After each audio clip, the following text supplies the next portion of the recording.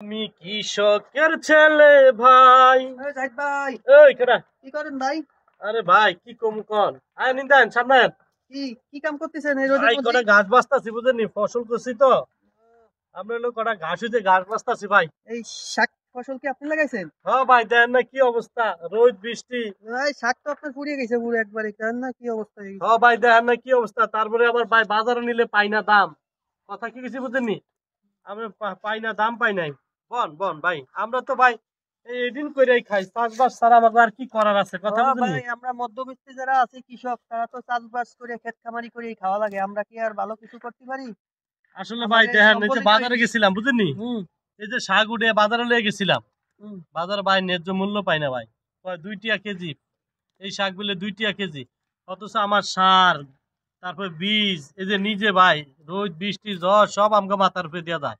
কথা কি বুঝেনি, তারপরে ভাই দাম পাই না। এই দেশে আর কিছু হইব না মনে হয়, বুঝেননি। হুম। এই দেশে ভাই আমরা যারা কৃষক আছি, এরা মনে করেন ন্যায্য মূল্য পাই না, কিন্তু যারা আমাদের থেকে কিনে নিয়ে মানে বিক্রি করে, এরা কিন্তু আমাদের চেয়ে ডাবল আসলে লাভ ভাই করে। কি, আমি এই যে ধরেন হলো আমরা বাজারে 2 টাকা কেজি নেয়, কথা কি বুঝেন, কিন্তু তারা যায় দেখে যে বাজারে 20 টাকা কেজি বেচছে, তো তারা ভাই 18 টাকায় লাভ করে। আর আমরা এই 2 টাকা কেজি বেচে আমরা সারের দাম দিমু, না নিজের শ্রমের মূল্য দিমু, না বীজের দাম হয়, কথা বুঝেন নাই। এই আর কি, কথা বুঝেন কি নাই। করবেন ভাই, দুঃখ করে লাভ নাই। এই দেশের যে অবস্থা, বর্তমান পরিস্থিতি। বাজারে ফসল লইয়া যায় বুঝেননি, মাঝে মাঝে চাই ভাই এটা ছাইরা দিয়া একবার বোন দেশে জায়গা ভাই, বিশ্বাস করেন না। এটা পরিশ্রম করে রোদ বৃষ্টি ঝড় মাথা দিয়া হুম। মধ্যস্থ কারিগরা আমাদের থেকে বেশি সুবিধা লইয়া যায়, কথা কি বেশি বুঝেন নাই। আর ভাই কি করবেন, দুঃখ করেন না, দুঃখ করে আর কি হবে? আমরা মধ্যবিত্ত যারা গরিব আছি, নিম্ন মধ্যবিত্ত, আমাকে এই একভাবে না একভাবে চলে যাবো। কিন্তু আমাদের দেশে তো আইন শৃঙ্খলা নাই, নিয়ম কানুন নাই, এই জন্য সিন্ডিকেট বেশি। বড় বড় ব্যবসায়ীরা সিন্ডিকেট করে বেশি। আসলে ভাই আপনি দেখেন, এই যে আপনি তো ফসল ফলান, দেখেন কি অবস্থা আমাকে কন। আমরা না পারি কিছু করতে, না পারি কিছু খাইতে, আমরা চাই। এই যে দেখেন কালকে টিভিতে দেখলাম ভাই, কফি 2 টাকা পিস, কৃষক কফি ফালাইয়া দিয়া ফালাইয়া তারপরে বাড়িতে চলে যায়। কেন ভাই, একটা দেশে যদি কৃষক মেরে ফেলান, তাহলে সেই দেশে কোনো উদ্যোক্তা সৃষ্টি হবে না।